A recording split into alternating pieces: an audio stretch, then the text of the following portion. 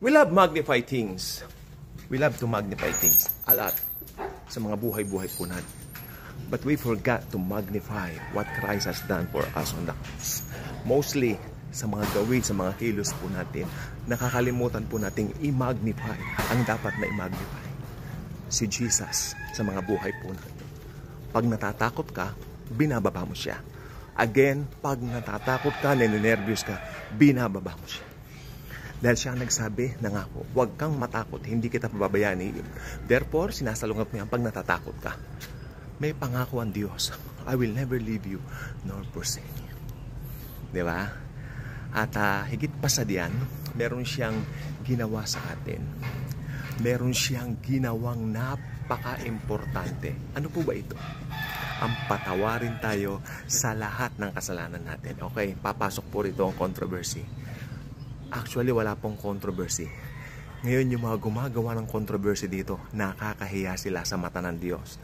Sapagkat sinabi na nga ng aklat na ito, the Holy Bible itself, sinabi, pinatawad na po tayo. Freely na pinatawad na tayo. Pero marami pa rin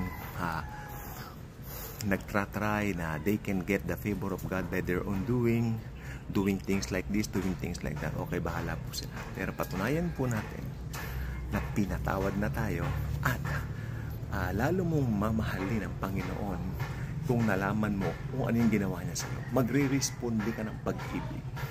Okay? Pag-ibig na talaga naman pong alam mo na bunga ng pag-ibig niya sa iyo. Tandaan mo, He first loved us. Jesus first loved us. You cannot say na una kong inibig ang Panginoon. He first loved us. Jesus Christ Himself first loved us. Kaya kung ano man yung meron tayo ngayon dito, nagagawa nating ibigin ng Panginoon, yan ay dahil po sa Kanyang biyaya po sa atin. Dahil nauna siyang umibig sa atin. Nauna niyang ipinagkaloob sa atin ang Kanyang biyaya. Okay? So, basahin po natin ang Bible. May mga Bibles po ba kayo? Dapat lagi tayo may mga Bibles. We always read our Bibles daily. Itong aklat pong ito ay napaka-importante sa buhay ng isang Christian. Let us always read our Bibles daily at lumago po tayo mula sa mga pangako nito.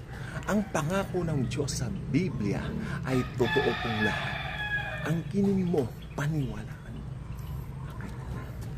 Okay? Yan. Okay, ano ba to? Romans chapter 3 verses 23. Yan, saan ba? Okay. Okay, dito lang, hanggang dito lang tayo. Romans chapter 3, malamang familiar kayo dito, no? Hanggang Romans chapter 3 verses 23 to 25.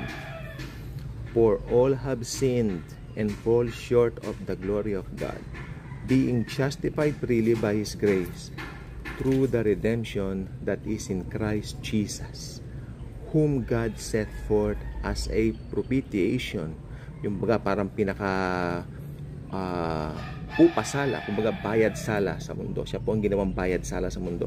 Whom God set forth as a propitiation by His blood, through faith. O yan, by His blood, sa pamamagitan ng kanyang dugo, sa pamamagitan ng pananampalataya, magkakaroon ito ng effect sa atin. Epekto, no?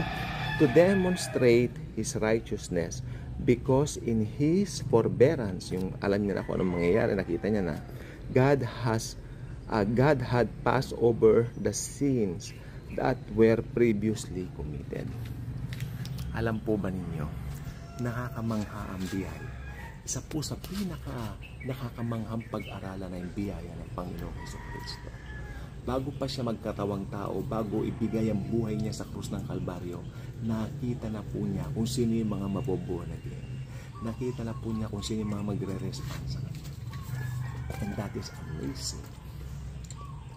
Kaya nga po, pag hindi mo alam yung ginawa ni Christ sa cross, mabubuhay ka. Maski Kristiyano ka pa, nabubuhay ka ng parang nalilito ka. Nalilito ka dahil hindi mo alam yung ginawa niya sa cross. Yung mga actions mo, Mostly, pinagmamalaki mo pa rin yung mga gawa mo o yung mga pwede mong gawin. Bagay na hindi mo naman pwedeng ipagmalaki kahit kailan. Dahil lahat lamang na meron tayo ay galing sa Panginoong Jesucristo. At ang Panginoong Jesucristo lamang po ang siyang nagligtas sa atin at nagbigay ng bagong buhay para po sa atin. Yan po ang buong katotohanan siya na hindi pwedeng pasubalian ng kahit na sino. Yan. Dahil sa krus pa lang po, nasettle na lahat. Ipinako ang anak ng Diyos sa krus ng Kalbaryo. Tetelestai kaniya. Naganap na, sabi niya. It is finished, sabi niya. Pag sinabi niyang it is finished, done deal. The only thing you can do is to trust that deal na ginawa niya. Or to trust that finished work na ginawa niya. Okay? Namatay siya. Pero alam niyo po, bilang Diyos, hindi siya pwedeng mamatay. Kaya kusa niyang ipinagkaloob ang kanyang buhay upang mamatay para po sa ating mga kasalanan. At dahil po mga anak na tayo ng Diyos ngayon, dahil alam natin yung ginawa niya sa cross, ito po ay napakagandang mag-umapaw sa ating mga puso para matuto natin, o para should I say, para ibahagi naman natin dun sa iba. Marami pong tao ang nakakaawa. Mayayaman, bilyonaryo, trilyonaryo, pero hindi masaya sa buhay. Kailangan nila si Jesus. They need Jesus. At sino bang gagamitin ni Jesus? Tayo mga ambassadors niya. Tayo po ang gagamitin niya para tayo po ay magpalaganap ng kanyang mga banal na salita. Sino pa bang gagamitin niya? Tayo po. Hindi po ba? Opo. Tayo po ang kanyang gagamitin dahil tayo po ang kanyang mga anak. Okay? Ito po ang buong katotohanan diyan.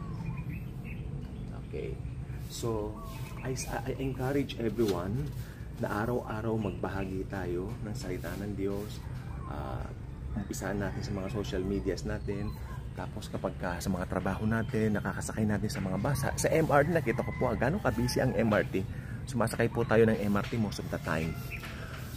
Dahil pag sumasakay nga po ako doon talagang nakatayo po ako. So, pag may nakatayo ka, pwede ka magbahagi. Sino ba yung katabi mo? Pwede mo magbahaginan. Mahalayo naman ang biyahe. Lalo na kung ang kanya pong ruta, kung ang ruta ninyo pareho ay Caloocan to Baclaran, aba, marami ka nang may babahagi tungkol kay Jesus. Ha? So, napakasaya po na ito po ibahagi natin sa iba. Marami po ang durog, ang kalooban, durog ang damdamin. Meron silang hinahanap na hindi nila mapaliwanag, and that is Jesus. Okay? Sapagkat hindi nila alam na pinatawad na po sila. Kasi ito po nakalagay dito, tingnan nyo. For all have sinned and fall short of the glory of God, being justified freely by His grace, through the redemption that is in Christ Jesus, whom God set forth as a propitiation by His blood, through faith to demonstrate His righteousness, because in His forbearance God had passed over the sins that were previously committed.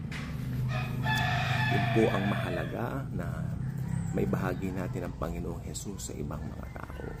Dahil napaka-importante po.